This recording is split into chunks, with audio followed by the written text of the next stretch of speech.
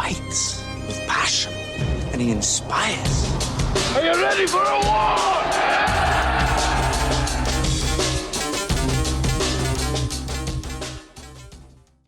All right, welcome back to From 8 Arbitration, the Monday edition again.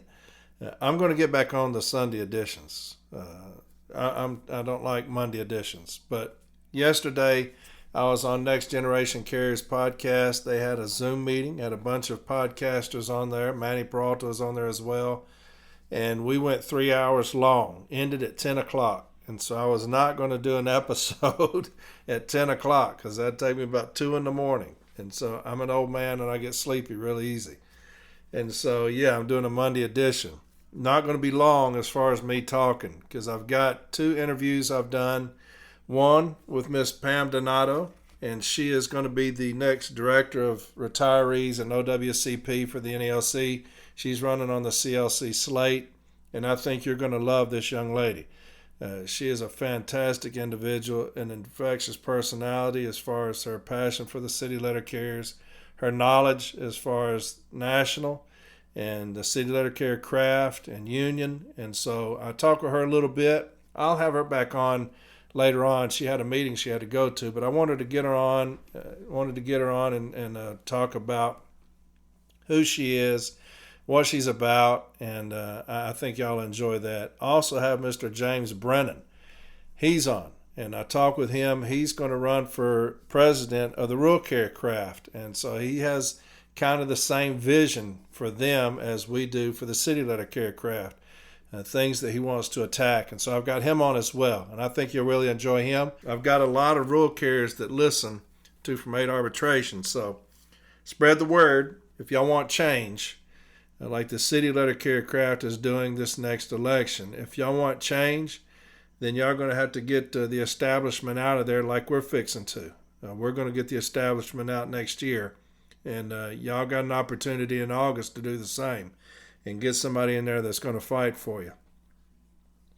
But going back to the podcast, Next Generation Carriers podcast, it was a great thing that they did.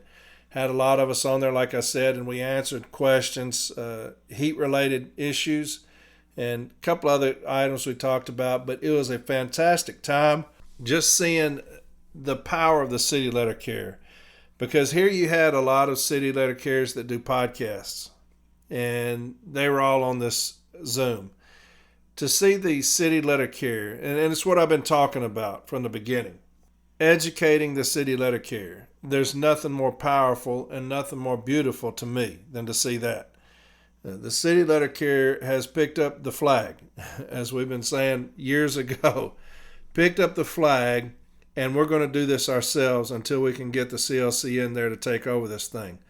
And these podcasters, all of them, city letter carriers, educating. You didn't have one business agent, one REA, one RGA, nobody doing a podcast to educate the city letter carrier craft. And that's a shame. That's pathetic. And so, yeah, it was a beautiful thing seeing city letter carriers standing up to help and protect city letter carriers. It's a shame that that's the way it's had to go, that we've had to do that. But the incompetence and ineptness of our union has forced us to be that way. And that's what's going to happen is we're going to take care of each other. The city letter carrier craft. And that's what last night was about, us taking care of each other. I've said it years ago. The most devastating thing is an educated workforce, right? It's a devastating thing. And so the city letter carrier is educating themselves. And you have people stepping up to be shop stewards that would have never done that before, running for branch president that would have never done that before. It's because the city letter carrier has awoken, and we're going to take back over this union. It's a movement unlike anything anybody's ever seen. Everybody will tell you that. It's a phenomenon. I hear that when James and I go speak places, they'll always talk about this movement. And you have big wigs talking about this movement. So much so that a lot of people are defecting off of Renfro's, his used-to-be ticket. It's a beautiful thing. I love it. I love seeing it. I love seeing city letter carriers taking up for each other. So what I'm going to do just a little bit about heat, okay? I wanted to do this. Now, Thursday, I'll do the Lion's Den, Thursday. And we're going to get into more of that pet. We're dealing with route protection. And I went over pet last Thursday. I'll do that again this Thursday. I'll be out of town Wednesday again, so I'll be back Thursday. I'll do that. And I'll play a little bit of an audio for you. I've gotten permission. So what I was talking about Thursday, if y'all don't listen to the Lion's Den, I was talking about pet. And there's this audio that was sent to me. And in this audio, this station manager, somebody, is being grilled about their times, carriers' times. And they're saying that they base their stuff off of mail volume and got absolutely ripped by this district manager about going by pet, demanding that they go by pet. And so that's what we're up against, is you got district managers. They don't care, because you're not going to file a grievance against them. You're going to file grievances against supervisors and station managers that are out on the workroom floor pushing pet, and but just grilling them about, you will use pet, DOAS. And so I'll play some snippets out of that. It's quite comical, but and we'll address those things. And like I said, I'm dealing with route protection, so I talked about pet last Thursday, and I'll talk about it again. But I'll give you some snippets off that audio. Quite comical. Next Sunday we'll be back. I'm gonna do some salted peanuts. I got some screenshots off of something I'm gonna go over. Some things that management has put up, a list of things that they're telling carriers to do that are completely not contractual. And I'll do that Sunday, all right? And so, but I wanted to go over a few things safety-wise. And I'm going to talk about a few of the questions that were asked last night on Next Generation Carriers podcast. But if you're filing a safety grievance and you've got your 1767 or what have you, and you're going to file a safety grievance, the things that you will need to look at, and I would make a list of these things, because I always love when you talk about the joint statement on violence behavior in the workplace. I love going through each one of management's provisions, things that they have written to themselves, talking about a commitment from them to us to maintain an atmosphere of mutual respect, or a commitment from them to us that there will be no tolerance of harassment or bullying. And I love to pull those things out. They're just about in everything that they write is talking about this commitment from them to us. And I think it's a beautiful tie-in when you go to arbitration to, in your closing, tell an arbitrator, here's what management has told us, the craft. The employer has told the employee that there is this commitment from them to us that there will be no tolerance of these things. Then why are we tolerating them if they have committed to us that there will be no tolerance? And so you kind of have the same thing in safety. You got a commitment from the employer to the employee. And so when I deal with a safety grievance, I want to make sure that all of these things are in there, showing this commitment from management to us. When you're talking about these breaks, talking about you don't get any breaks or additional breaks in the heat, there's a commitment from them to us to make sure that we're safe. And so when you violate that commitment, when you tell us things like there is no additional breaks, or the air conditioner goes out and you're not going to fix the air conditioner, you're just going to tell carriers they need to hurry up and get out of the office, which happens. These things are, when we file grievances, we'll make sure to put all these provisions in there saying what happened to the commitment from management to us. If they're going to say no additional breaks in the heat, or you have to have 110 degrees before you can take additional breaks, or anything like that, okay? So that's what we're going to do today. And so if you have your pen and paper, new stewards, older stewards, we're going to list these things, okay? These are things that are going to go into heat-related or any safety-related grievance, really, okay? And these are kind of things I went over last night. I bored everybody to tears because I read this last night. I'm going to read it again because to me, it's important.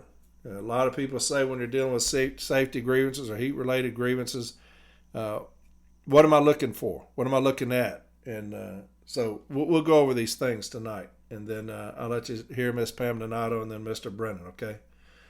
First, I'm going to read these things, and then I'm going to read the questions that people ask. and see if management is honoring their obligation to us to maintain a safe environment. Okay? I'm going to read these things and I'm going to read the questions. And you'll see the contradiction when I'm talking about.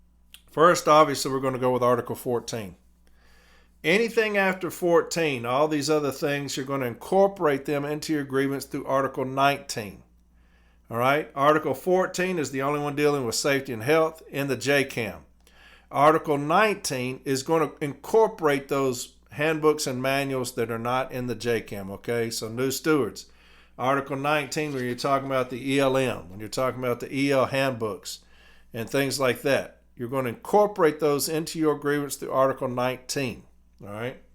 So first we got Article 14, safety and health.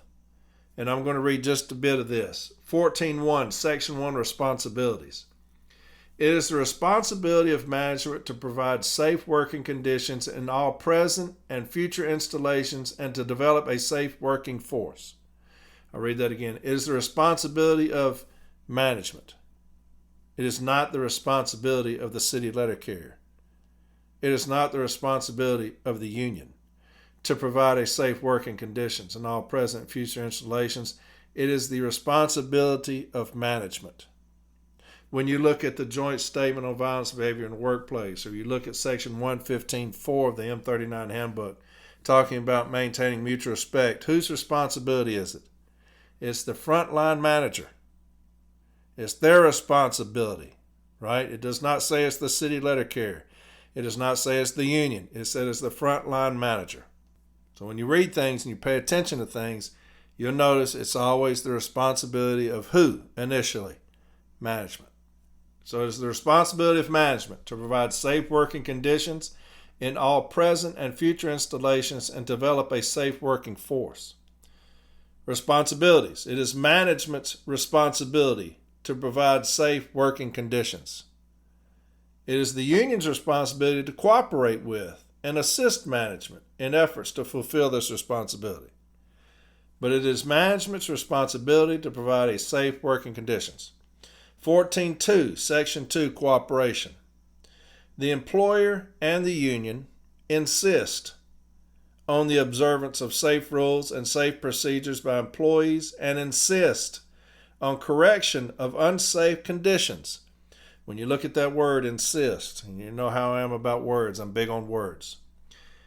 The employer and the union insist on the observance of safe rules and safe procedures by employees and insist on correction of unsafe conditions.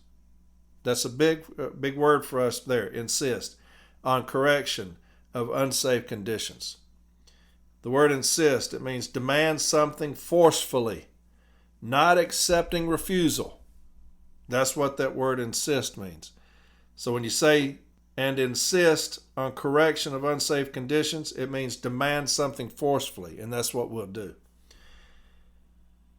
Employers shall make available at each installation forms to be used by employees in reporting unsafe and unhealthful conditions. If an employee believes he or she is being required to work under unsafe conditions, such employee may A. Notify such employee's supervisor, who will immediately investigate the condition and take corrective action if necessary. And we will always, to me, do that with a 1767. Right? We'll always notify the employee's supervisor with a 1767, and who will immediately investigate the condition and take corrective action if necessary. B. Notify such employee's steward, if available, who may discuss the alleged unsafe condition with such employee's supervisor. C. File a grievance at formal step A of the grievance procedure within 14 days of notifying such employee's supervisor if no corrective action is taken during the employee's tour, and or D. Make a written report to the union representative from the local safety and health committee who may discuss the report with such employee's supervisor. So that's Article 14, all right? That's beautiful language for us. When you get into the ELM, Employee and Labor Relations Manual, it's Section 8, Safety, Health, and Environment. And this is some great language for us, and it needs to go in every safety or heat-related grievance. You've got Article 14. Now we're going to get into Article 19. right? Because it's going to incorporate the ELM. 8, safety, health, and environment. 8.10, occupational safety and health program. 8.11, general. 8.11.1, authority. The Postal Service is subject to Public Law number 91-596, the Occupational Safety and Health OSH Act of 1970, pursuant to the Postal Employees Safety Enhancement Act, PSEA, of 1998. The OSH Act provides for citations, penalties, and criminal referrals for those employers who fail to comply. It didn't say employees. For those employers who fail to comply. The Occupational Safety and Health Administration, OSHA, is responsible for promulgating and enforcing standards and regulations under the OSH Act. 8.11.2, principles. 8.11.21, management's commitment. There's that word we're going to concentrate on, okay, because we're talking about a commitment from them to us, from the employer to the employee. So we always love words like commitments. It's big for us when we file grievances. Management commitment, involvement, and accountability. Managers must, A, demonstrate a commitment to providing safe and healthful working conditions in all Postal Service owned and leased installations. Now, do we have that happening today? Absolutely not. Absolutely not. So this language will be beautiful for us in grievances. Health-related grievances, safety-related grievances, heat-related grievances. A, demonstrate a commitment to providing safe and healthful working conditions in all Postal Service owned and leased installations. B, become involved in day-to-day safety performance. Now, do we have that when managers saying, hey, you can't take additional breaks unless it's 110 degrees outside? Would you say that they're honoring their commitment to us when they say those things? C, be held accountable for safety performance and compliance with OSHA standards and regulations. What about the falsification of HIP training, which is something that they were required to do by OSHA? Be held accountable for safety performance and compliance with OSHA standards and regulations. 8.11.22, vision statement. Now listen to this. 8.11.22, this is the vision statement. The Postal Service will become a leader in occupational safety and health for the federal government and private sector by demonstrating a commitment to integrating safe work practices into all of our services. The Postal Service is committed to participation in the OSHA Voluntary Protection Programs, VPP. The Postal Service also engages in innovative safety efforts such as the Ergonomics Program and Joint Labor Management Safety and Health Committee. 8.11.24, Safety Philosophy. The safety philosophy of the Postal Service is stated below. Any occupational injury or illness can be prevented. Now remember all these things when I read these questions that Carrie sent in. Any occupational injury or illness can be prevented. This goal is realistic, not theoretical. Supervisors and managers have primary responsibility for the well-being of employees and must fully accept this principle. Now, what did it say in the first sentence of Article 14? It's the manager's responsibility, right? It's management's responsibility. Now, what does the safety philosophy say? This goal is realistic, not theoretical. Supervisors and managers have primary responsibility for the well-being of employees and must fully accept this principle. So they're telling you something. Just like the first sentence of Article 16, when it states that discipline must be corrective, it cannot be punitive. The first sentence of Section 115, when it talks about discipline, Management's Handbook M39. Discipline must be corrective and not punitive. So they're telling you things, right? They're putting emphasis on things.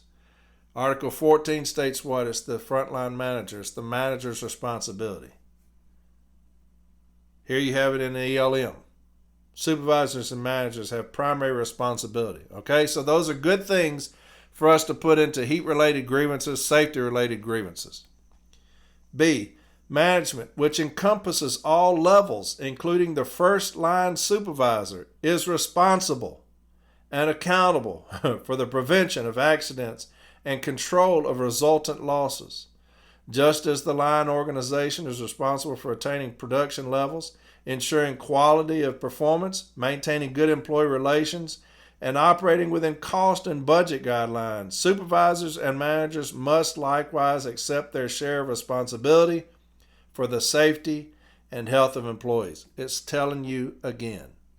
Supervisors and managers must likewise accept their share of responsibility. That's a big word for us. They continue to say it, right? I think they do. First sentence of Article 14, it is the responsibility of management. You have it in the ELM over and over again. You have committed and responsibility. We need to hold them accountable for those words. If they're going to write them, this is their books. These aren't ours. We don't write anything.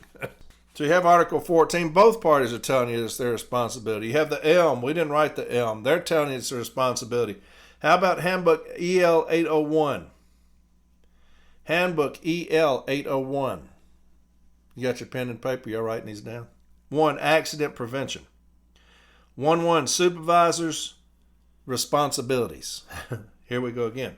The Occupational Safety and Health Act requires employers to provide a safe and helpful workplace free of recognized hazards and to follow Occupational Safety and Health Administration OSHA standards. Employers' responsibilities also include providing training, medical examinations, and record keeping. Now, is that training? I believe it is.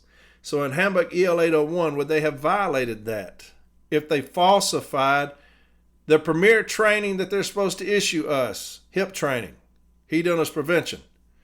I'm going to say yes. I'll read that again because this word is in here again. Employers' responsibilities. There you have it again, right? Include providing training, medical examinations, and record keeping. As a Postal Service supervisor, you are the backbone of our safety and health program. Dear God, help us. Dear God, help us, please. I'll read that again. As a Postal Service supervisor, you are the backbone of our safety and health program. Dear God.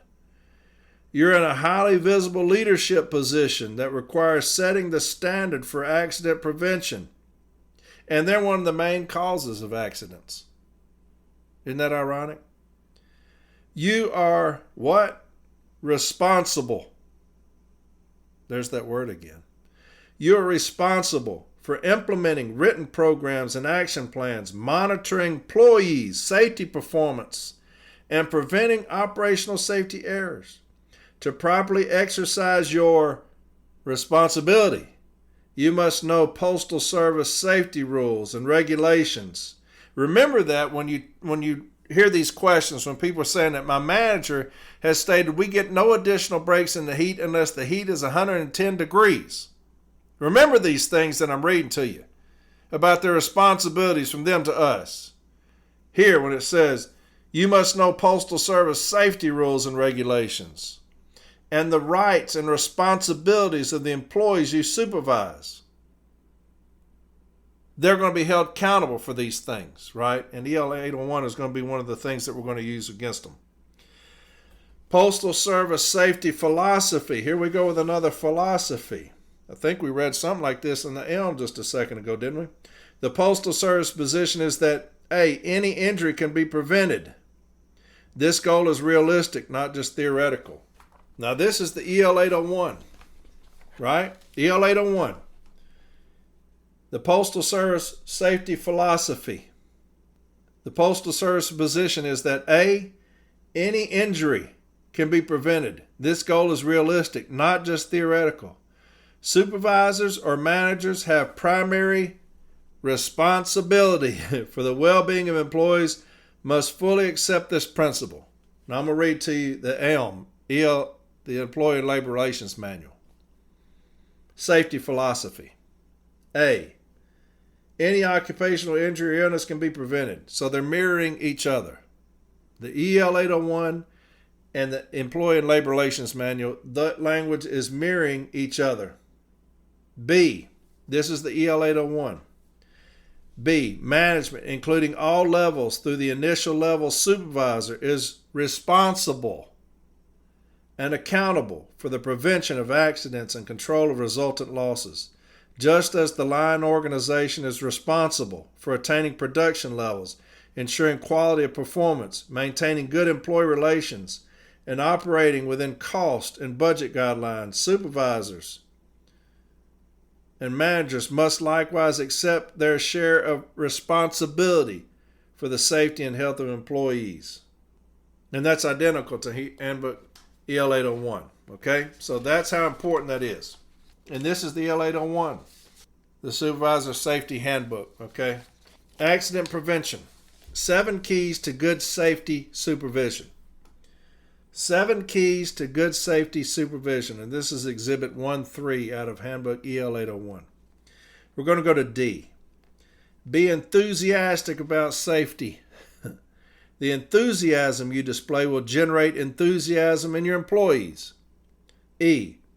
Give safety priority. Don't ever let quality, production, or cost considerations compromise safety or fire protection. We're going to go down here to keys. Key number 5, take effective corrective action. To be effective, you must translate your observations into effective correction action. Make it clear that correction of unsafe practice is not a reprimand but a step towards improved safety performance. To be effective, you must correct unsafe practices promptly. Act while details of the incident are fresh in everyone's mind, and you will give the impression that you're prompt and decisive. We got the EL802. This is another one we'll use, EL802. Postal Service Policy. This is Executives and Managers Safety and Health Program and Compliance Guide, EL802. The Postal Service complies with the OSHA requirements set forth in the Postal Services in 2.1. The Postal Service is committed to, there's that word, right? We talk about a commitment from them to us. We're talking about responsibilities. It's over and over again. We talk about commitment. The Postal Service is committed to developing and promoting safety programs, recognizing and correcting unsafe acts, working conditions, and practices, ensuring accountability for effective programs in districts, plants, and all of its facilities, promoting safety as part of good business practices. All of these things we can use against management when they say asinine things like you can only take additional breaks in the heat when it's 110 degrees. I'll read that again. The Postal Service is committed. We need to pull out those words, right? When we're going to arbitration, to show an arbitrator, here's what they wrote in their handbook, that they're committed to these things. Yet you still have frontline supervisors and managers putting us in harm's way. Putting us in harm's way by telling carriers, now I know that I'm going to take breaks as needed in the heat. I know that. A lot of carriers know that we're going to take breaks as needed in the heat. But I'll read you some questions here in just a second where those new hires do not know that. They do not know that. So these grievances that we're going to file when we put in these things talking about the Postal Service is committed to developing and promoting safety programs, recognizing and correcting unsafe acts, working conditions, and practices, ensuring accountability for effective programs in districts, plants, and all of its facilities, promoting safety as part of good business practices. So we will use those against them, absolutely. EL814. EL814. A. Explanation. Listen to me. Listen to me. The Postal Service is what? Committed. The Postal Service is committed to providing its employees and customers with a safe and healthy environment and complying with applicable safety laws and regulations. A key strategy in the Postal Service's transformation plan is building a highly effective and motivated workforce. Do you think we have that? I'm going to say they failed miserably in that. A safe and healthy workplace free from safety hazards is important for helping us achieve that goal.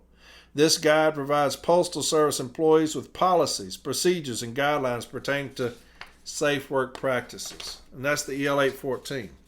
So there's you some handbooks and manuals that you will use, right? You will use when you're filing grievances against management. You have two critical words in there: responsibilities and commitment. They have several responsibilities to us. And in those responsibilities, they're going to carry out those things because why? Because they are committed to do so. They said it. They wrote that. They're committed to their responsibilities to us. And that's how we will frame an issue. That's how we will frame our contentions. That management has told us, the employee, that they're committed in their responsibilities.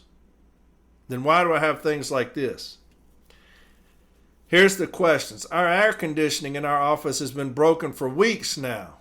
What can the union do about that? Now, I thought I read something in one of those handbooks that it says that they will correct those things expeditiously. Our air conditioning in our office has been broken for weeks now. What can the union do about that? So you have all these things talking about their commitment to us, their responsibilities to keep us safe, to provide a safe working environment. They're committed to it, right? Why do I have air conditioning that's been out for weeks? Can anybody tell me that? People are saying, what do you do when your air conditioning goes out? Here's what I'm going to do. And a lot of people think that they do that because they know it's going to force us out of the office. I'm going to tell my carriers to go sit in their cars in the air conditioning whenever they feel the need to do so. And if management states anything about that, we're going to fire that ass up with a grievance. Another grievance. We're going to grieve the air conditioning being out. We'll turn in a 1767 on that immediately. On day one. If they say, hey, it's just out today, we're going to fix it, it'll be fixed tomorrow, doesn't matter. Day one, put in a 1767 and get management's position on paper. They've got to write down what they're going to do. If they say, hey, it's going to be fixed tomorrow and it's fixed tomorrow, good.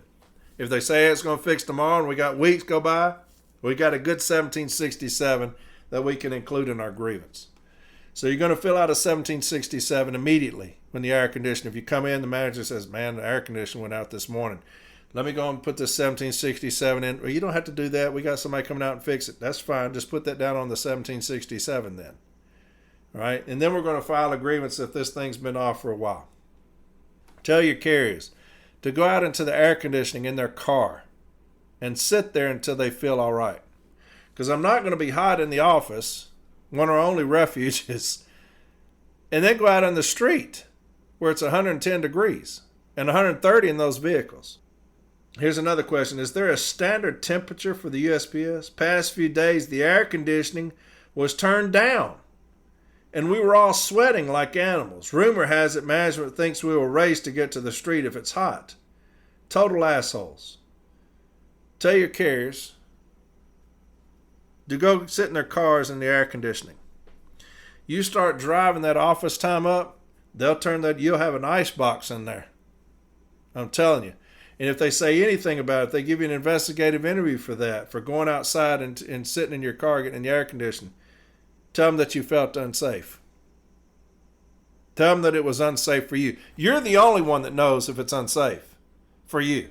Management cannot tell you if it's safe or not. You are the only one to determine that. Okay? The only one. What is this stupid no air conditioning law my supervisor is talking about? He said that we cannot have the air conditioning on unless it's 78 or warmer in the office. Yet a carrier died yesterday in the heat, but we have to sweat in the office before we go to the street. Too, something about some Jimmy Carter law. Can this be grieved? Y'all remember when I was telling y'all about these things, this commitment, these responsibilities? It's not translating to the workroom floor, unfortunately, in a lot of these offices. But one of the things that we're going to do, and I'm telling you this now, the CLC, we're going to have teams go in on these type of things that are well-versed in OSHA, that are well-versed in these types of grievances. Because the toxic working environment and the heat are two of the main things that we're going to go after. You got heat issues. You've been having them for 30, 40, 50 years now. All everybody does is talk. I hear them talking, us talking, Congress talking, Senate talking, everybody talking. All we have is talk. air conditioning, air conditioning, air conditioning, vehicles with air conditioning, and we still have people out there in LLVs and FFVs with no air conditioning, 130 degrees. Every day on social media, I see somebody putting something up on social media. Here's my vehicle, 120 degrees inside. You're riding in a vehicle for 8 hours, 6 hours, 7 hours, and 130 degrees. What is that doing to your body over time? And all anybody wants to do is talk. That's all I hear. Air conditioning. We're getting air conditioning. Air conditioning is coming. Got some air conditioning. And we're still fucking dying on the street. And it's still fucking hot.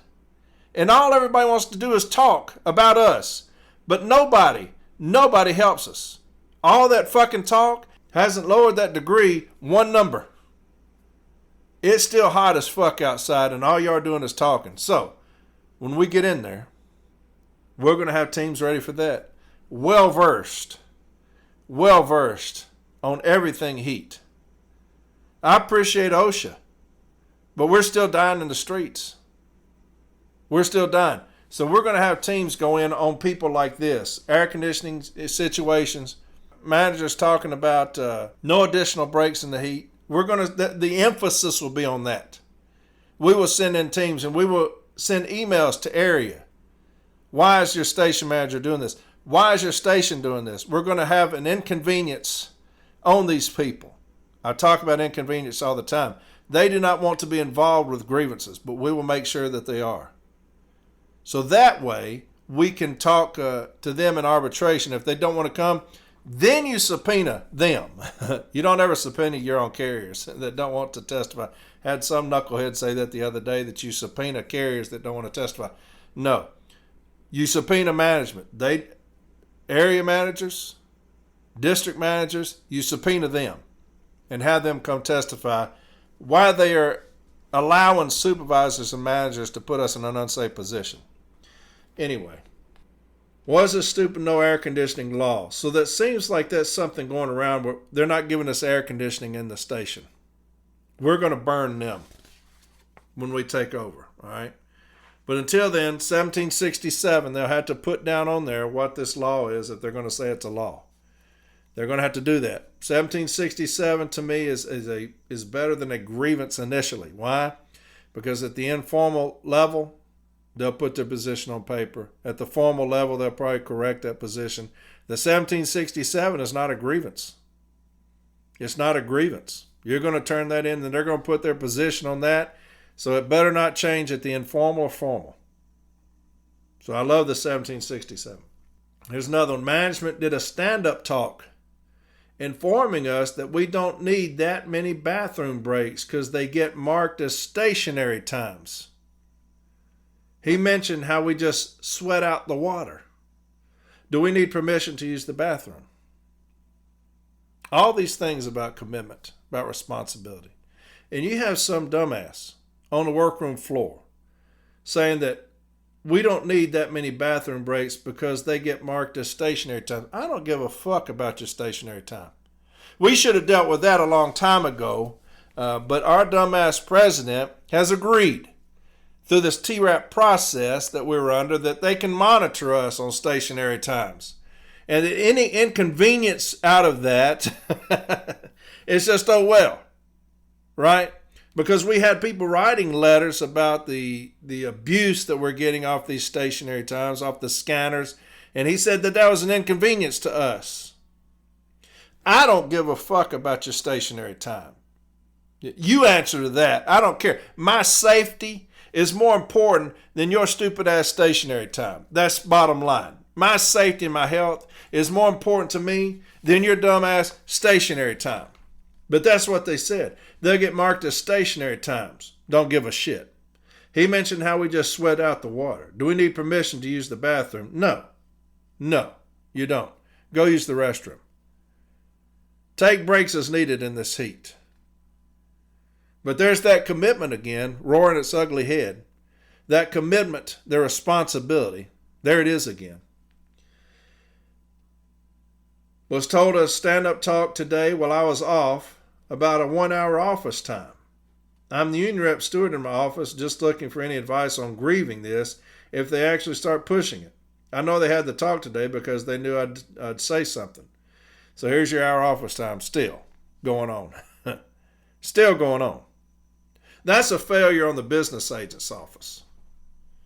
That's a failure in them that they haven't educated every shop steward across the country. As soon as these metrics came out years ago, that we dealt with this years ago, when the metrics came out and you knew that they was going to start abusing our people, these business agents should have got out of Renfro's fucking ass and on the workroom floor talking to these shop stewards saying, hey, look, they're coming out with these metrics about an hour office time. Here's the grievance for that, just in case. That's educating the workroom floor.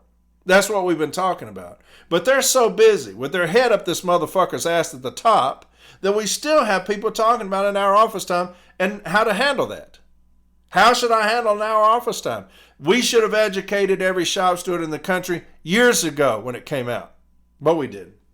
Because we have business agents more worried about kissing this motherfucker's ass at the top than doing their fucking job. It should have immediately been met with a grievance. Hey, they had a stand-up talk about the hour office time today. I put in an information request immediately on that. And I'm going to grieve it because my business agent got me prepared for that, got me ready for that years ago when it came out. Our union right now is so fucking pathetic at the top. Our business agent, half of them ain't worth shit. More than half ain't worth shit. As far as getting people prepared and ready. Ain't worth shit. And don't even get me started on the top two clown-ass motherfuckers we got at the top. Don't even get me started on that. Here's another. I was told by management that unless it's 110 degrees, I can't take additional breaks. Unless it's 110 degrees, I can't take additional comfort stops. Now, what did HIP training say? HIP is triggered when the temperatures are expected to exceed 80 degrees. That's when HIP is triggered. Here's this dumbass. I was told by management unless it's 110 degrees, I can't take additional comfort stops. We would go in on that. We would go in on that individual and have him in an office with one of my dogs answering to that. And that's what's going to happen. Here's one that I handled. I was notified today that my T6 was vomiting on my route on Wednesday. He stated he was dizzy from the heat and he went back to the office. He said that management told him he couldn't go home because they didn't have anyone to cover for him. You remember I was talking about that commitment from them to us? Their responsibility. You remember those things? In HIP, what does it state? Employees should report any signs or symptoms of heat-related illness to their supervisor, who should then call 911 immediately. Right? Here's the symptoms: heat exhaustion. And this is what it tells you in HIP. And this says safety depends on me, right? United States Postal Service. This is what it says, safety depends on me. Heat exhaustion, faint or dizzy, excessive sweating, cool, pale, clammy skin, nausea, or vomiting. And what does it say? The first thing, call 911. Now what these dumb fucks do? I was notified today that my T6 was vomiting on my route on Wednesday. He stated that he was dizzy from the heat and he went back to the office. He said that management told him he couldn't go home because they didn't have anyone to cover for him. The numbers will always be more important than your safety and your health. Their numbers will be more important than your life. And they will tell you that over and over again. Well, they say you don't get any additional breaks in the heat. That's numbers. You don't get additional breaks unless it's 110 degrees. That's numbers. The air conditioning, that's numbers. You can't go home. We don't have anybody to go cover for you. Even though you're vomiting and it tells us we should call 911, we can't do that because we got to get this route delivered. Do you know that I had somebody call me the other day? And this is honest to God's truth. They called me the other day and they said that they had an MPOO come in and was walking around the floor. An MPOO. And the MPOO was standing at the desk, and the carriers are bringing in their 3996s up to the desk, and the supervisor was just handing them to the MPOO, the 3996s. And so the MPOO would reach down and talk to them, and they would deny them. Denied every single 3996. Now listen to this. I'm telling you the truth here. Every $39.96 was denied. So the carriers were told to bring the mail back. Do you know that the carriers brought the mail back and that mail sat there all night? It just didn't get delivered. 8 hours. Everybody 8 hours. Anything over that, the mail just sat on the floor for the rest of the damn day until the next day. That's the impu giving those instructions. That's off topic, but that's where we're at. Now you have this person who's vomiting this. You can't go home. We ain't got no help. God bless. Whenever I take a lunch, I get a call or text asking what I'm doing. Don't answer the phone and don't answer text. You're off the clock at lunch. Don't answer your phone if it's management. If they want to know what you're doing, they come out there, and when they come out there, tell them that your lunch starts over as soon as they start talking to you. We get a lunch break, we're not going to be accosted on our lunch break by these dumb fucks. Whenever I take a lunch, I get a call or text asking what I'm doing. How do they know I'm taking a lunch? Can the union do anything to stop them from spying on me? It's just an inconvenience, baby. I wish we could, but you're just being inconvenienced. I'm sorry. It's too hard to keep skipping my lunch. Don't ever skip your lunch. Don't skip. Fuck management. Don't answer your phone. Don't answer texts. They want to see what you're doing. Tell them to get up off their fat ass and come see you. Track you down with their damn breadcrumbs. Shit. Here you go. They have me coming in at 10 a.m. and working till around 3.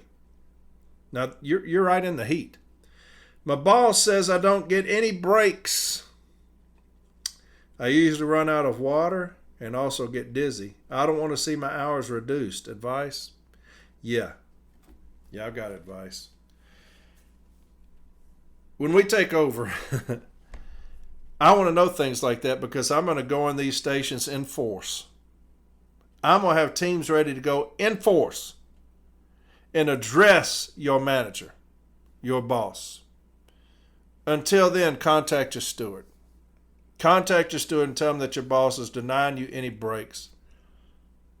That's why it kind of makes me angry when I see these things on social media when it talks about people grieving these take authorized breaks to beat the heat. I don't like that message. I'm going to grieve it. But you have some saying that there's nothing wrong with the message because every break is authorized. Is that true? Is it true? Is every break authorized? Here you have a person saying they have me coming in at 10 a.m. and working till around 3. Boss says I don't get any breaks. So what happens if they take a break? Is it authorized? We will win the grievance. But is it authorized? No, because the manager says you don't get any breaks. What happens if a CCA calls in like they're supposed to and say, hey, I'm going to take another break in this heat. It's too damn hot. And the boss says, I'm not authorizing that break. What happens then? Is it authorized? No. That's a foolish thing to say every break is authorized because you have CCAs, new hires, that don't understand that. And you have managers and bosses just like this one. You don't get breaks. You don't get any breaks because you came in at 10. You don't get any breaks. They will kill us. They will kill us intentionally for numbers. Look at Mr. Gates. They killed that man. They will kill us intentionally. A day of reckoning is coming for these dumb fucks. I promise you that. I will go after them in force when I take over. As EVP, I will run roughshod over management. That's a promise. That's a promise. I will be in their ass on the constant. I will have teams going all over the fucking place, wreaking fucking havoc. When you talk about reaping the fucking whirlwind, when you see things like that, if that don't get you fucking fired up, a carrier coming in now at 10 a.m., then some stupid fucking boss going up and saying, hey, you don't get any breaks now, get out there. How deadly is that to us? You got people dying on the streets and you got some dumbass go sit there and say that. When we take over, we are going in force on these workroom floors. Y'all will see people on y'all's workroom floors. Just know those are some motherfucking rabbit-ass dogs coming in there. Clap for them when they come in on the floor. Because these motherfuckers are coming in there to raise fucking hell on y'all's behalf. It's coming. It is coming. The fucking consequence of it all. You're going to see consequence walking in y'all's floor. So there's you some heat stuff. All right. Got carried away there. There's you some heat stuff. I can't stand it. Folks, listen to me. Brothers, sisters, I cannot stand it. It pisses me off to no end to see my people done that way. It should you too. It pisses me I'm ready to fight, brother, when I see shit like that. Knowing my people in there getting taken advantage of. My union, neutered, fucking don't do shit. Business agents ain't educating nobody. They should be raising fucking hell on this shit.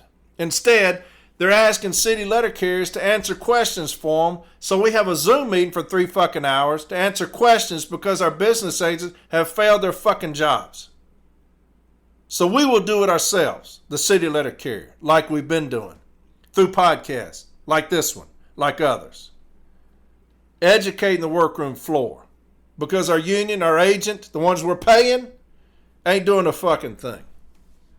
We'll do it until the CLC can get in this son of a bitch and raise hell. I can't wait. I can't wait. I'm going to show up at a lot of these fucking arbitrations. I want to see these motherfuckers' faces when our advocates are ripping them a new asshole. I can't wait for that shit, man. Militant motherfuckers, man. We are fucking coming. God, that pisses me the fuck off to see my people done that way. All right. I'm going to have Miss Pam Donato on. Y'all going to love her. Y'all going to love her. She's a fantastic addition to the CLC, man. A fantastic addition. And she's going to make a hell of a damn director of retirees in OWCP. I'm telling you. A hell of a one.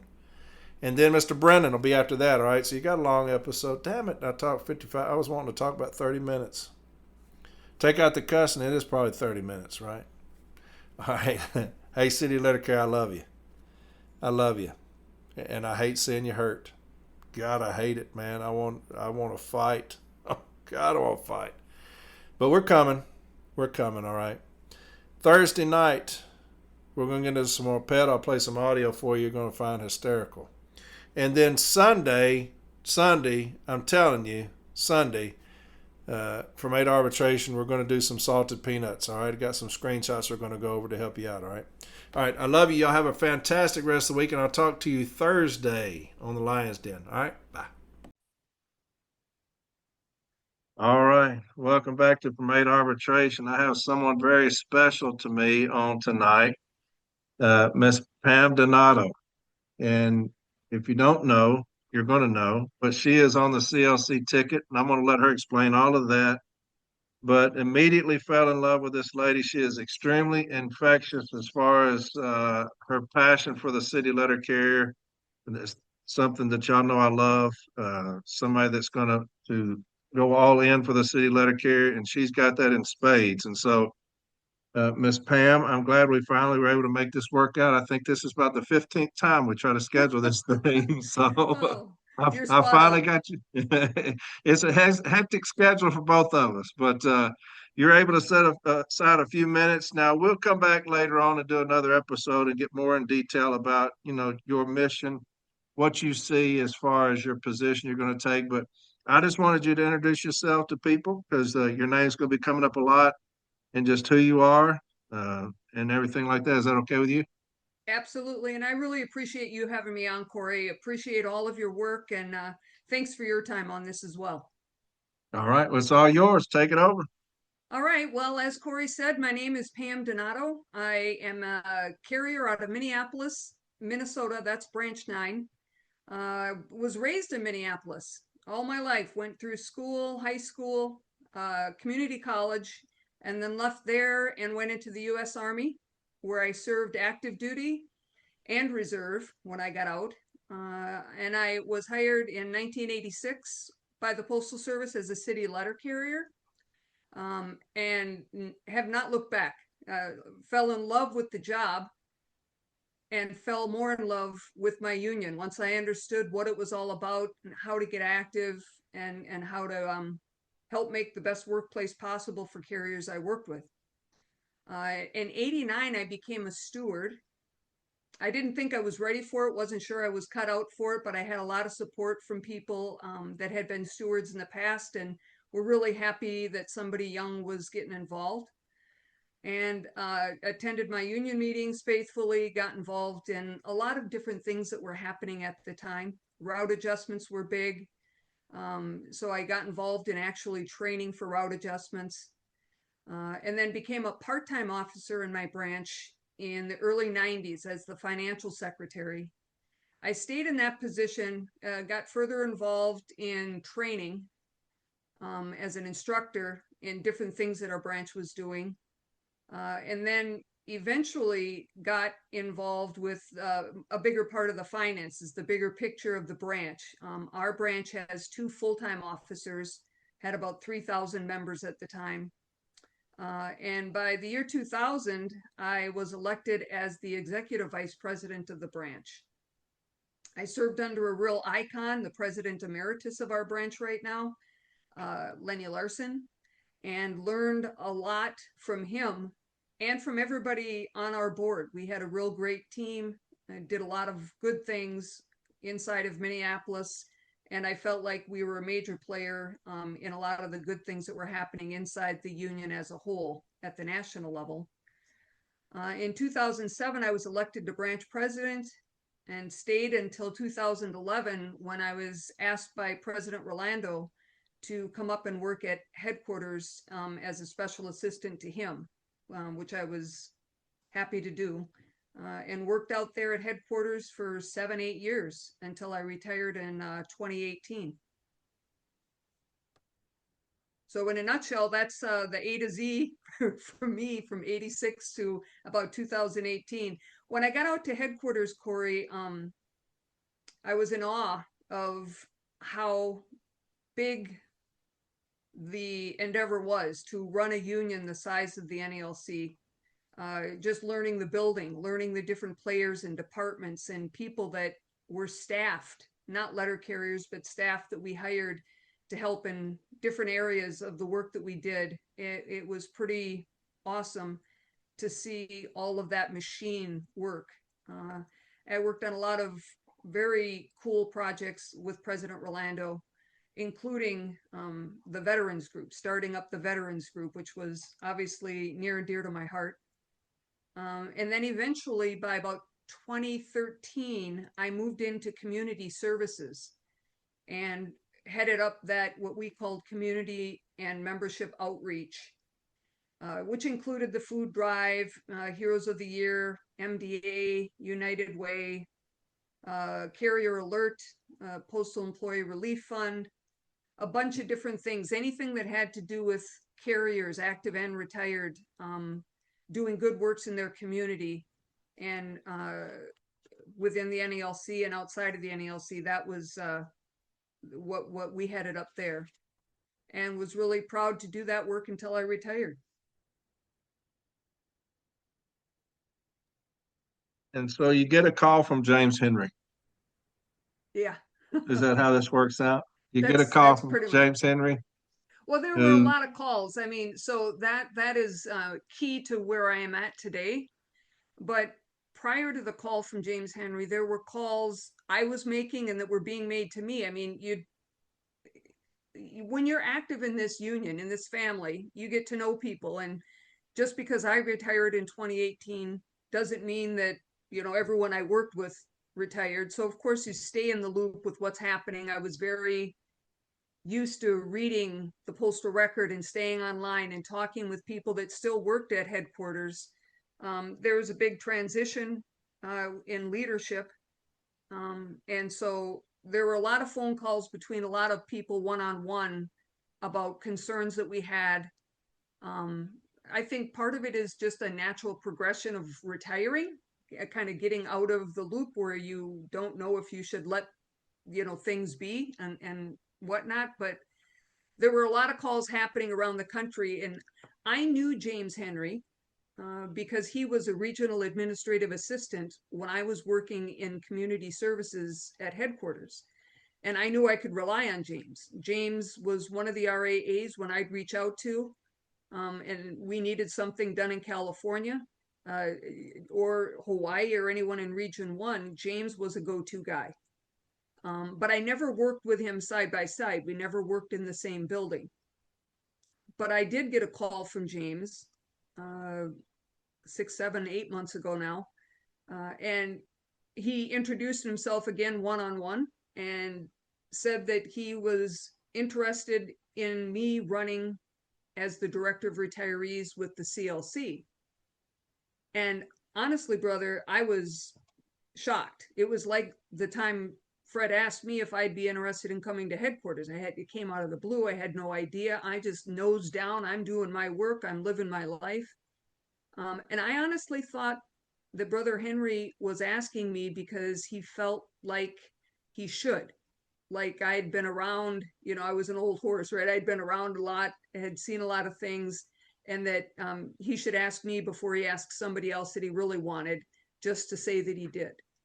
And that's nothing against James. That's just really what I was thinking at the time. There was no way that I could imagine I'd be in his sphere of people to run. So I really just said, I'm sorry. I'm living my dream out here in West Virginia. I love my life. I'm plugged in and I would do anything you asked, anything the NALC asked to help. But I really see my role more as retired. Hung up the phone and didn't think much about it until I got a call from a couple of other people that are still in the thick of it, asking me if I'd gotten a call from Brother Henry. And I wasn't sure how the hell they knew that and didn't know how they would know. I didn't say anything to anybody because I felt like it was just one of those calls that you get and you say no to. But after the third call from somebody I really respected that said, I think you should sit down with him and at least listen to what he has to say. And I thought, I'm close enough to DC, go down and I can break bread with the brother and find out what he is about. If nothing else, I'll learn a lot about who I should support in the elections coming up, because I felt like I was pretty sure who Brian Renfrew was. So I set up a meeting, called James back and told him I'd like to sit down and, have a discussion with him. And we did for about 2.5, 3 hours. Within the next week, we met face to face and we've been talking ever since.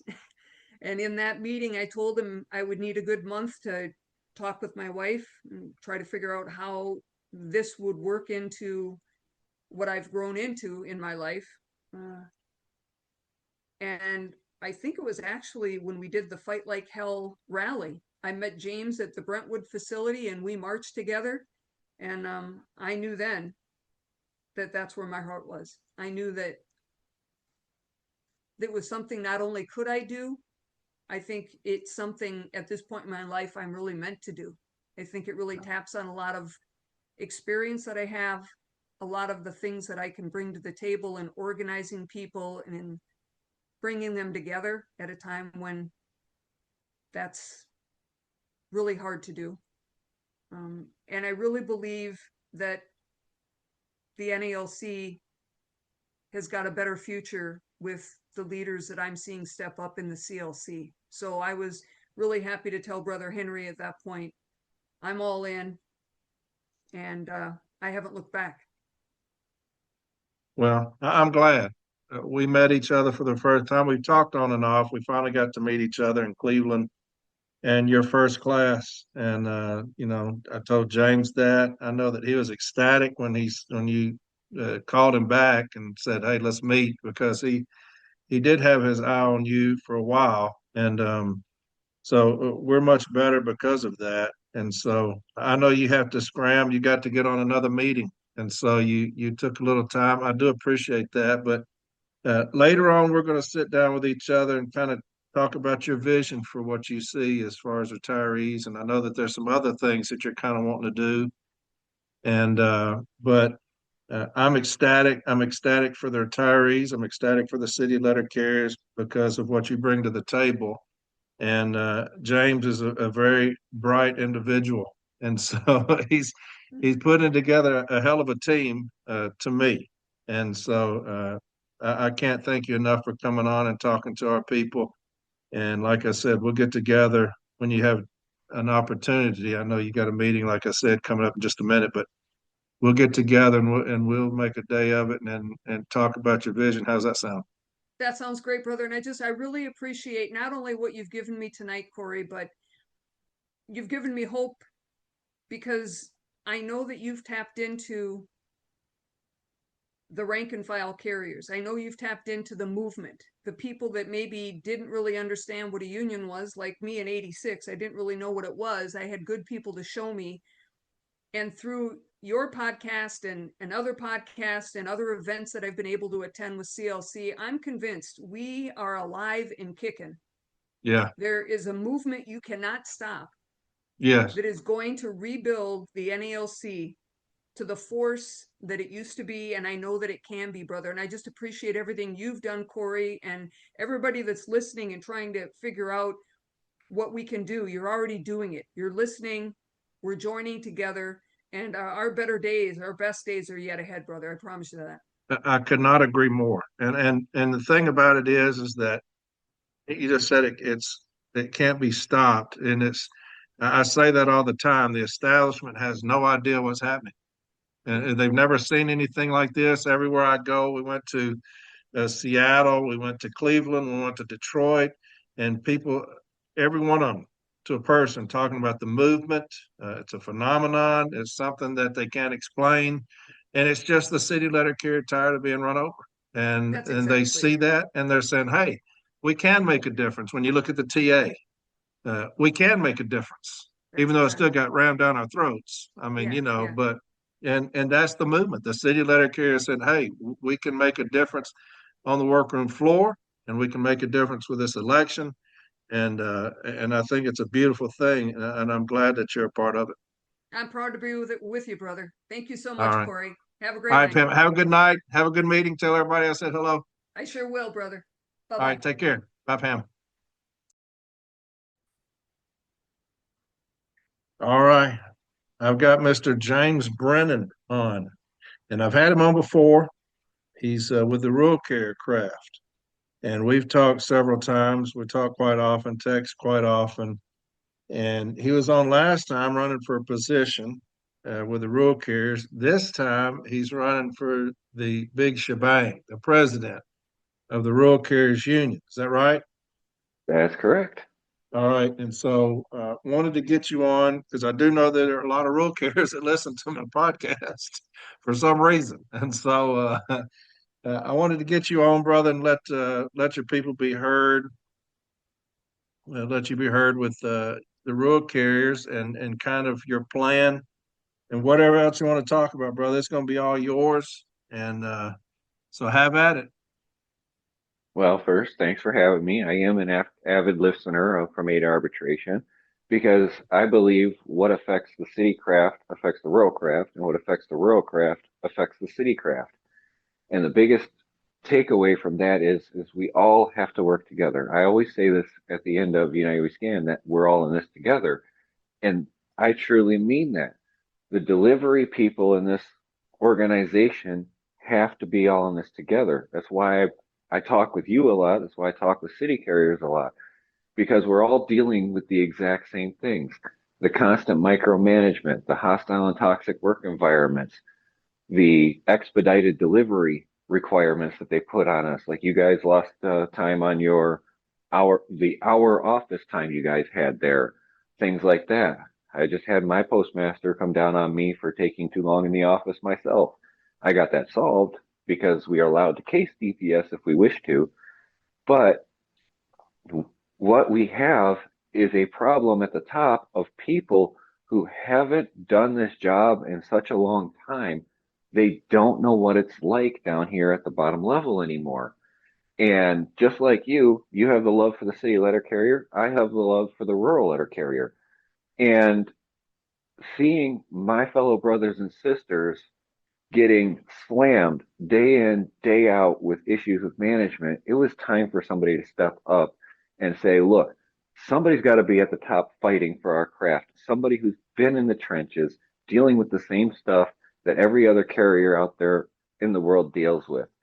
I just made a post the other day on my page that we need the fighting spirit back in the NRLCA, just like you guys are fighting for your craft. I understand your president screwed things over after you guys fought hard for your craft, but that just invigorated you guys even more. And that's what I want to see on the rural craft too, is I want to see that invigoration, the desire to fight for each other. I'm looking to step up and get faces in front of people, get stewards into these offices, talking to these carriers saying, hey, I'm here to help. What can I do for you? I want our craft to be standing up against these managers. And so my biggest thing is to get rural carriers together, whether they are in a single carrier office. I know of an office where there's just an RCA. There's no regular carriers. One RCA runs a route in this office because the route's not big enough to be a career route. All the way up to the SNDCs where you have 80 plus rural carriers, 100 plus rural carriers in these offices. Every single carrier should know their steward and how to get a hold of them. I want to fix the hostile and toxic management. We have MOU 25. That is a way to remove management. But as you know from your Memphis miniseries, it is darn near impossible to get management out of these offices to the point you had to use an arbitrator to get it done. That needs to stop. It needs to be done by management. I've actually had a couple NAPS supervisors reach out to me and ask how they can help because they even recognize the toxic and hostile work environments that we're dealing with out here. Their own brothers and sisters in their career force are recognizing the hostile and toxic work environment is not working for them. But yet we have somebody at the top who thinks rural carriers have had it too good for too long, which he said at one of our regional conferences. And when we got the Rex implementation, he said rural carriers are finally getting paid for the work they do. Two statements that says somebody is not in it for the craft, because there is not a single real president out there that thinks, oh, people have had it too good for too long, so they deserve less pay. And they don't think that carriers getting pay cuts is a good thing for their craft. But we have a president who does. And then he comes out with an article, just like your president said that he was going for historic wage increases. Ours said substantial wage increases. And at one point, he even said RCAs are supposed to get, if RCAs got 50 cents an hour raise, it wasn't enough. But I guess 55 cents is. Yeah, hey, I got you $1 if you've been an RCA for over 3 years. But this is how detached from the craft he is. And then when people submit questions asking about his statements that he makes, he calls them bullshit questions. Yeah. This is the stuff that we deal with on a daily basis from our president. And so it is time for somebody who wants to fight to step up and fight for this craft. Yeah, it sounds like we got the same president. Are they changing suits and going and sitting in each other's offices or something? That's the substantial. Of course, ours said that we would get a substantial raise as well, coming out a beginning substantial raise for our CCAs, and they got less than $1. And so, yeah, they're all about the verbiage. It sounds good. Like ours said, historic. This contract's going to be historic. And it was historically shitty. But James, they've forgotten where they came from. The problem is they're not interested in remembering. And that's where we're at, is that they're not interested in remembering where they came from. It's like they got out of they're no different than management to me. They got out of the craft and got in their cush positions and forgotten us on the workroom floor. Y'all are no different. They have forgotten about the rural carriers down here doing the work out here in this heat. Ours is the same. The city letter carrier, the union at the top, has forgotten us, and I say it all the time, we've been abandoned by our agent. They're your agent. We have ours. And it's just time for a change. Every once in a while, you just kind of need an overhaul of what's going on up there at the top.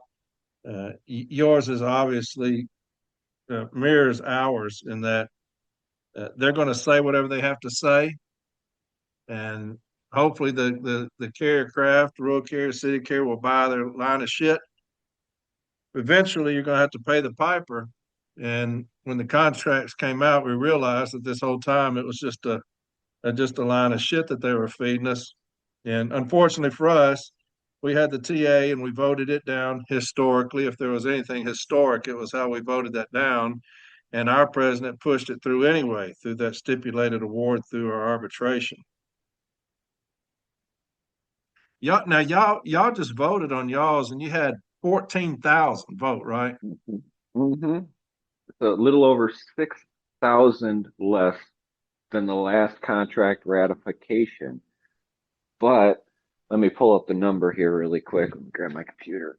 Yeah, I because actually have. when I saw that, I was stunned at that turnout. And matter of fact, y'all called me on y'all's podcast, and we talked for quite some time. And the city letter carrier and the rural carrier both are going to have to stand up if they're going to be changed. If there's going to make, if they're going to make change, they're going to have to stand up. And y'all did not.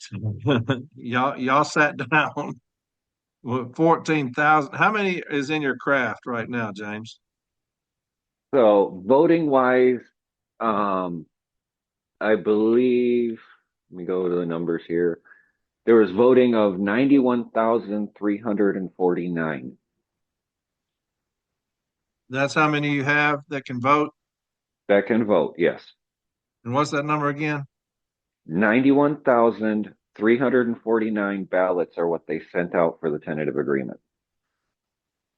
So y'all have 91,349 eligible to vote. You had 14,000 vote. Yes, 14,650. What are y'all going to do to get that raised up a little bit? That's discouraging. Well, a lot of that has to do with how our membership feels about the leadership and what our leadership is doing.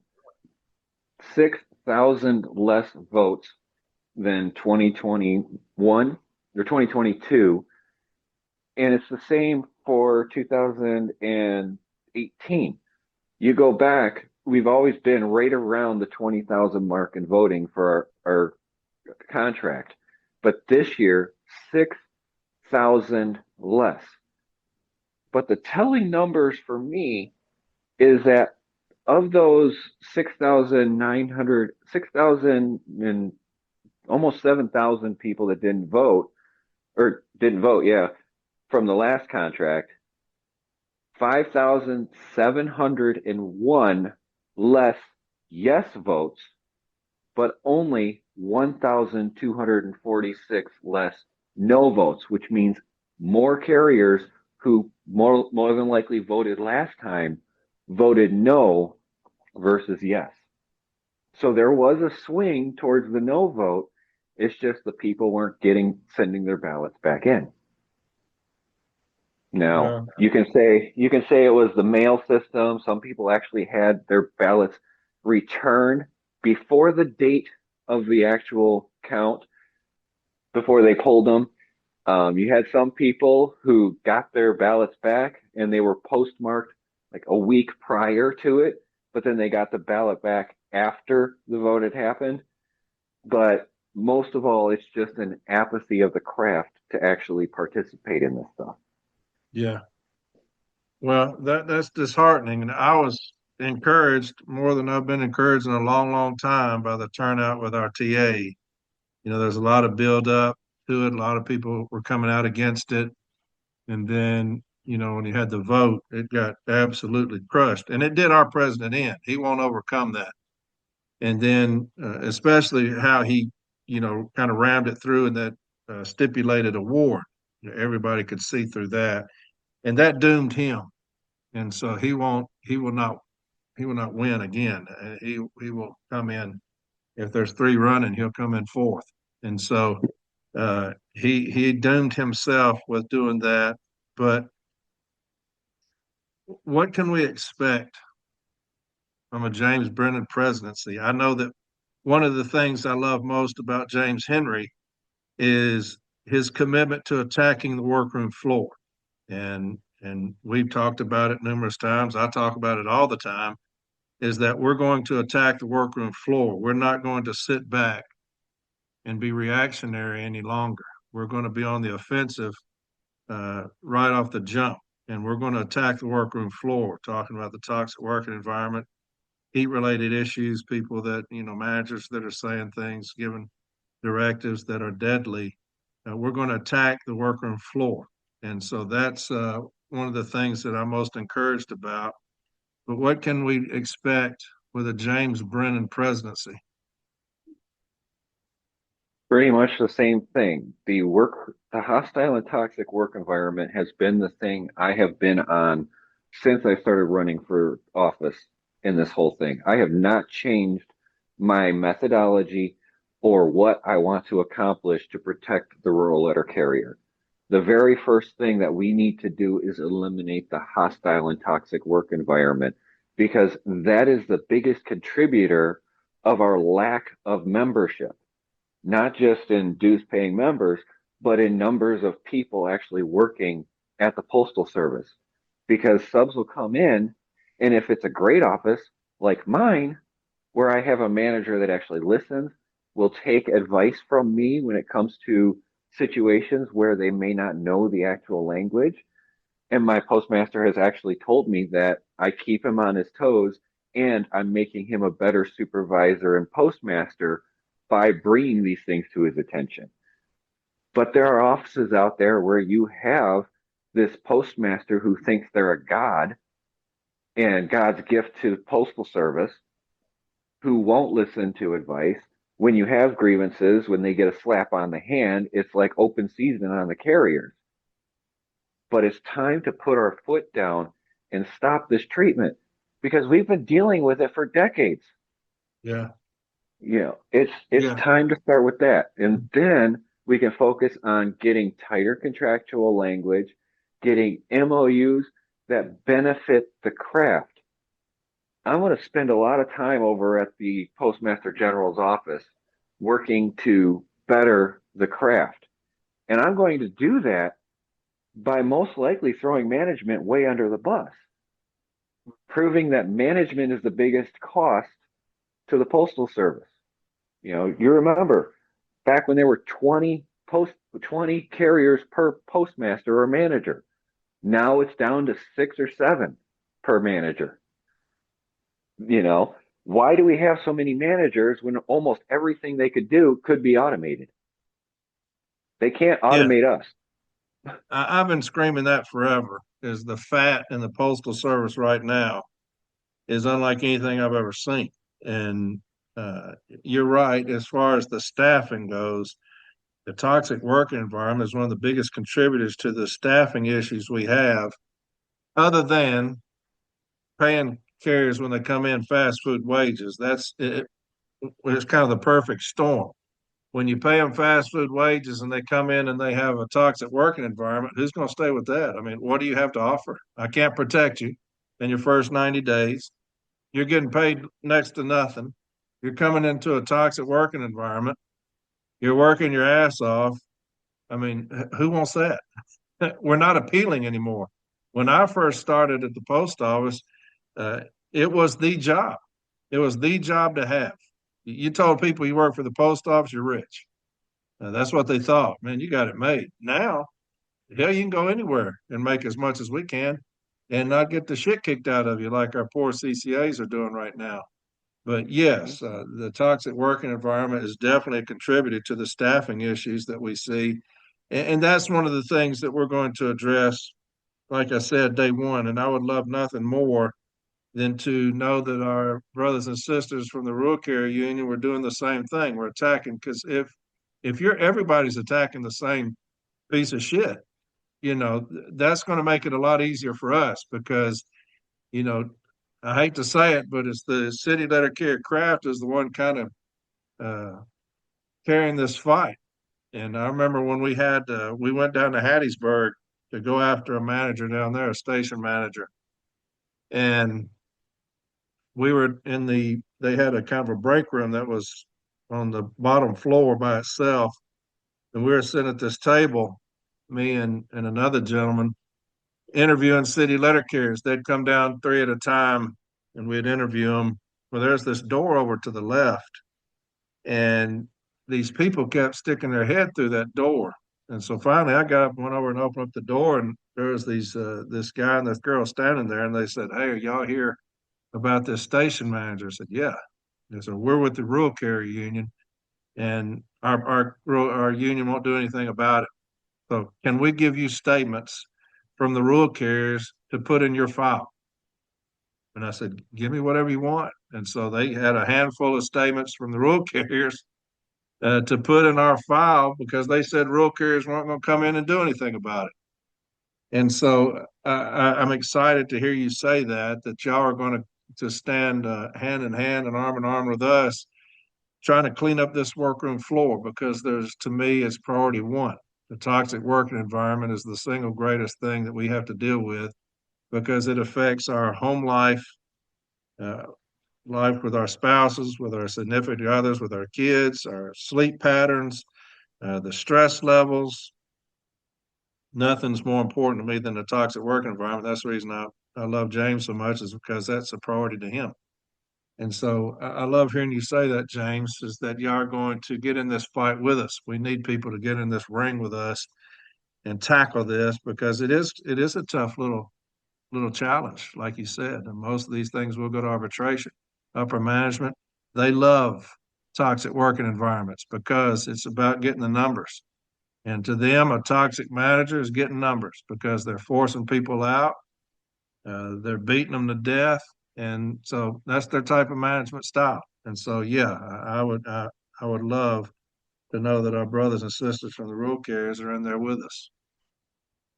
I'd actually add on to that. I actually heard a manager say, I don't remember where the manager was, but I heard them say that an angry carrier is an efficient carrier. If you get them so pissed off, they won't want to be there. They're going to want to get in the office, get out, get done with the route, get back, and get out of the office as quick as possible just to get out of that toxic environment. But Yeah, when you are literally going into work, dreading walking into that door, wondering what that manager is going to do, that is a problem. The only yeah, thing us carriers should dread is if we have a box holder or if we have a ton of packages to deliver. We shouldn't yeah, have to worry what's the boss going to do today.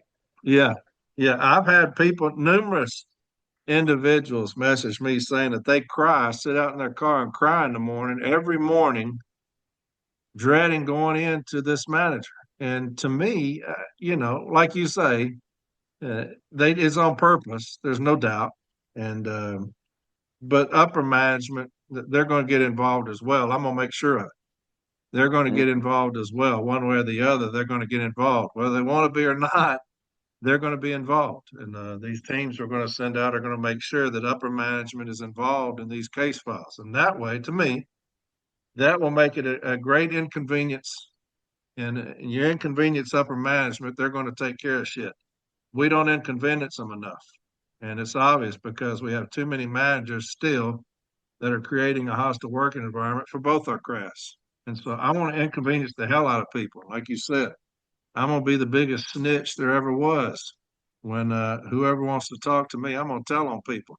And so when I go across the street and talk with anybody, I'm going to be a snitch and talk about what's going on with my people on the workroom floor. Exactly. When carriers, it shouldn't, I hate to say this about it because it's been helping me on this campaign, but carriers should not be having to reach out to me to get help. They should be Yeah, able to reach out to their steward, get a response back, and have the information given to them. But the problem is we have a system that is so antiquated, and I'm not talking about the people. I'm talking about our current website and our information system for the union that is so antiquated. You have to use a single word to search for what you want. And of course, you get hundreds of results to try and find it. And if you don't write the word exactly right, you won't get the result you're looking for. We Yeah. need updated information systems. We need a way to expedite information passages and gathering and things like that so that one, our stewards are better informed so they can make better decisions with carriers.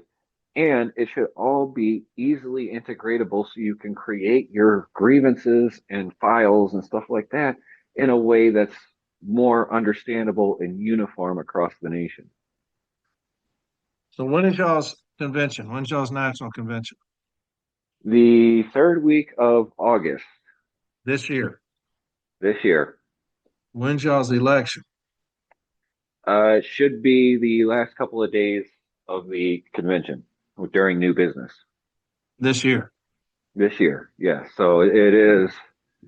You're Um, right. It's right around the corner. yeah, it's August 19th through the 22nd. Well, if there's anything else you want to say, brother, say it, but I'll definitely have you back on before then. Is that all right? That sounds good. You know, Yeah. it's time for us to fight. It's time for city carriers, rural carriers, mail handlers, clerks. It's time for us to stand up against this toxic and hostile work environment. Yeah. It's even worse in the S&DCs, especially in places where management hides behind locked doors and you don't have the opportunity to have a discussion with them before you even file a grievance. Can't have a discussion, can't file a grievance according to the contract because you have to have the discussion first. So management completely avoids the discussion to try and avoid grievances. It doesn't work that way, but they try. But it's time for every single carrier to stand up and fight for what is rightfully ours, what is contractually ours, what we deserve: dignity, fairness, and respect, both from our national officers and our bosses. Every single person deserves dignity, fairness, and respect in this organization, and we haven't had it for decades. We've done it the same way for so many years. It's time to change it up. Give Throw management for a loop because they're not going to expect this coming. They know it's coming from the city carriers because you've been putting it out there, Corey. Yeah. But it's time for the rurals to do it. It's time for the clerks to do it. It's time for the mail handlers to do it because we're all beaten down. I saw signs. Bucky's, you can get paid the same as you do as a rural carrier. Yeah. Walmart, Yeah. distribution centers, you can get this paid the same at a Walmart distribution center or more, and they'll provide the forklift. You don't have to provide your own forklift. Like rural carriers have to provide their own vehicles in some areas. Yeah. And then it's time to work on vehicles for the rural craft that actually have working air conditioning. Have you heard the mattresses when the AC goes out? They're not repairing them. They're telling them the vehicle still runs, you can still deliver with it. That needs to be fixed too. If it's standard equipment on the vehicle, repair it, get it working. Because our carriers are dying on the streets because of this heat. And it Yeah. doesn't even have to be one on a walking route. It could be one delivering in an LLV that's baking at 120 degrees inside. Somebody has to fight for this craft. And I'm going to fight for this craft because the beginning and the end, all I care about are the rural letter carriers, my brothers and sisters. My love for them, my care for them, my compassion for them is what's driving me to do this. And it's time for us to fight every single rural letter carrier.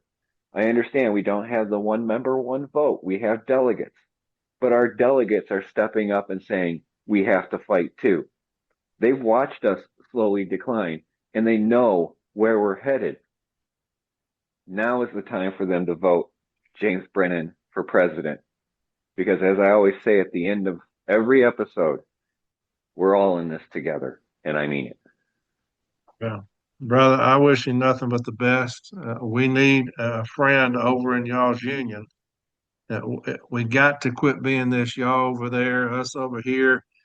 I love the idea of joining forces and attacking this workroom floor. So, man, I wish you nothing but the best. But I'll have you back on, James. We'll do a midweek episode or something before your convention. All right. Sounds good. All right, brother. Hey, enjoyed talking to you, my man. We'll talk again soon. Oh yeah, definitely. All right. All right, brother. Take care, my man. We'll see you, James. See ya. Bye, bud. Bye.